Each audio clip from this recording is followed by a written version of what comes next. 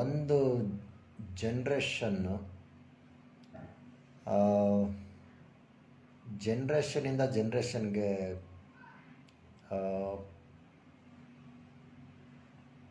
ಪರಿಸ್ಥಿತಿಗಳು ಬೇರೆ ಥರ ಇರುತ್ತೆ, ಮತ್ತು ಯೋಚನೆ ಮಾಡೋ ರೀತಿನೂ ಬೇರೆ ಇರುತ್ತೆ. ಆಮೇಲೆ ಅವ್ರದ್ದೇ ಬೇರೆ ಬೇರೆ ಏನು ಕರ್ಮಗಳು, ಸಂಚಿತ ಕರ್ಮ, ಪ್ರಾರಬ್ಧ ಅಂತ ಎಲ್ಲ ಬೇರೆ ಬೇರೆ ಕರ್ಮನೂ ಬೇರೆ ಬೇರೆ ಇರುತ್ತೆ. ಸೊ ಒಂದು ಜನ್ರೇಷನ್ ಅವರು ಏನು ಫಾಲೋ ಮಾಡಿದ್ರು ಅದನ್ನೇ ನಾವು ನೆಕ್ಸ್ಟು ಫಾಲೋ ಮಾಡೋಕ್ಕಾಗಲ್ಲ. ಕೆಲವೆಲ್ಲ ನಾವು ರಿಜೆಕ್ಟ್ ಮಾಡಿ ನಮ್ಮ ಒಂದು ಜನ್ರೇಷನ್ಗೆ ಯಾವ್ದು ಸೂಟ್ ಆಗುತ್ತೋ ಅದನ್ನು ಅಳವಡಿಸ್ಕೊಬೇಕಾಗತ್ತೆ. ಸೊ ಒಂದು ಒಳ್ಳೇದೇನಿದೆ ಅದನ್ನು ಫಾಲೋ ಮಾಡ್ಬೋದು, ಬಟ್ ಎಲ್ಲದೂ ಅದೇ ಥರ ಫಾಲೋ ಮಾಡಿದ್ರೆ ತೀರಾ ಒಂದು ಒತ್ತಡದ ಪರಿಸ್ಥಿತಿಗಳಿಗೆ ನಾವು ಬಲಿ ಆಗ್ತಾ ಇದ್ದೀವಿ. ಅದನ್ನು ಹುಡುಗರು, ಗಂಡಸರು ಎಲ್ಲ ಇವಾಗ ತಿಳ್ಕೊಳ್ತಾ ಇದ್ದಾರೆ. ಎಲ್ಲ ಎಕ್ಸ್ಪೋಜರ್ ಎಲ್ಲ ಜಾಸ್ತಿ ಇದೆ, ಹಂಗಾಗೆಲ್ಲ ಬೇರೆ ಬೇರೆ ಊರುಗಳಿಗೆಲ್ಲ ಹೋಗಿ ಎಲ್ಲ ಬೇರೆ ಬೇರೆ ಥರ ಜನಗಳ ಜೊತೆ ಎಲ್ಲ ಬೆರೆತು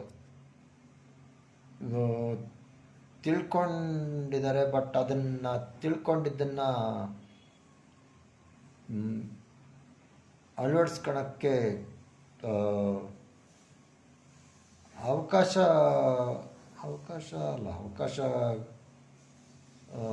ನಾವೇ ಮಾಡ್ಕೊಬೇಕಷ್ಟೆ. ನಮಗೆ ಅವಕಾಶ ಮಾಡಿಕೊಡಿ ಅಂತ ಕೇಳ್ತಾ ಇದ್ರೆ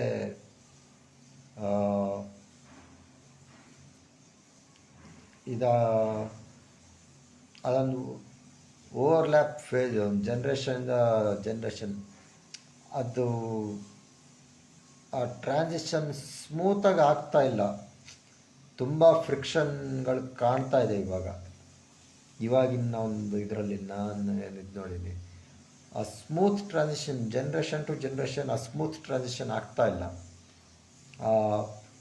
ಎಲ್ಲ ಓದಿ ಒಳ್ಳೆ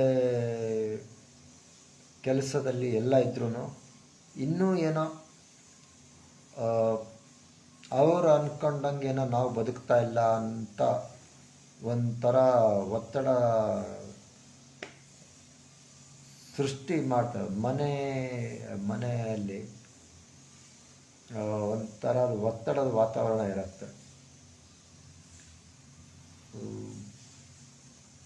ಆ ಜನ್ರೇಷನ್ ಅವ್ರಿಗೆ ಅವ್ರವ್ರ ಪರಿಸ್ಥಿತಿಗಳನ್ನ ಅವರೇ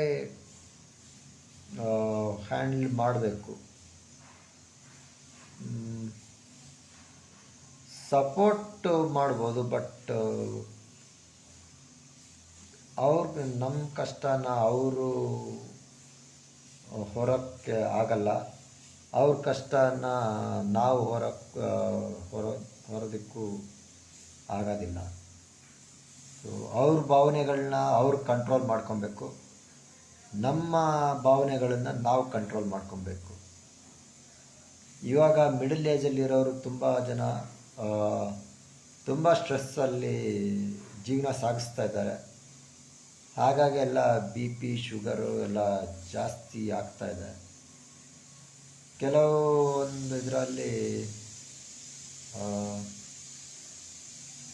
ತೀರಾ ಸ್ಟ್ರೆಸ್ ಇದಾಗಿ ಹಾರ್ಟ್ ಪ್ರಾಬ್ಲಮ್ ಆಗಿ ಡೆತ್ ಆಗಿರೋದು ಇದೆ. ಆದರೂ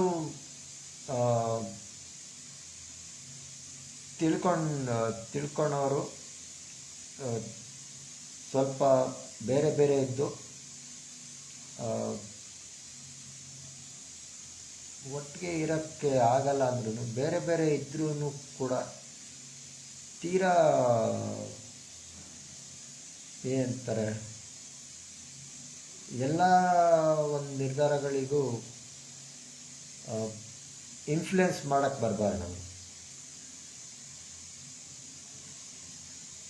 ಅವರ ಒಂದು ಕಾಲ ಇದರಲ್ಲಿ ಯಾವ ಥರ ಇದಾಗಿತ್ತು ಅದನ್ನು ಅವ್ರು ಶೇರ್ ಮಾಡ್ಕೊಬೋದು, ಬಟ್ ಅದನ್ನೇ ನಾವು ಅಳವಡಿಸ್ಕೊಬೇಕು ಅನ್ನೋದು ಅಷ್ಟು ಸರಿ ಆಗೋದಿಲ್ಲ.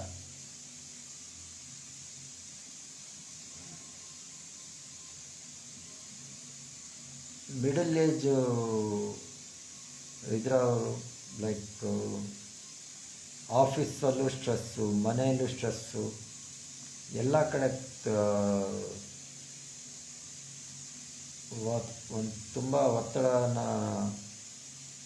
ಫೇಸ್ ಮಾಡ್ತಾ ಇದ್ದಾರೆ. ಇವಾಗ ಮಿಡಿಲ್ ಏಜ್ ಅಂದರೆ ಅದೇ 35-40 ಆ ರೇಂಜಲ್ಲಿ ಇರೋರು. ಸೊ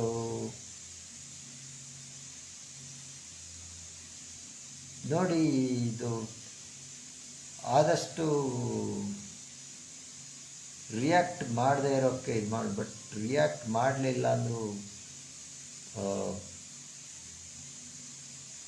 ಅವ್ರಿಗೆ ಏನೋ ಅವ್ರ ಅನುಭವದಲ್ಲಿ ಅವರು ದುಡಿದು ಏನು ಆಸ್ತಿ ಮಾಡಿದೆ ಅದನ್ನೆಲ್ಲ ನಾವು ಕರಗಿಸ್ಬಿಡ್ತೀವಿ ಅನ್ನೋ ಒಂದೇನೋ ಅವ್ರದ್ದೇನೋ ಯೋಚನೆ. ನಾವು ಏನಾರು ಸಪೋರ್ಟ್ ಮಾಡಲಿಲ್ಲ ದಾರಿಗೆ ಬಂದುಬಿಡ್ತಾರೆ, ಏನೇನೋ ಯೋಚನೆಗಳು ಹಿಂದಿನ ಜನ್ರೇಷನ್ ಅವ್ರದ್ದು.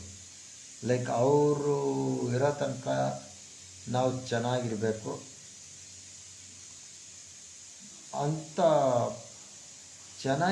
ಅಂತ ಇದು ಮಾಡ್ತಾರೆ. ಬಟ್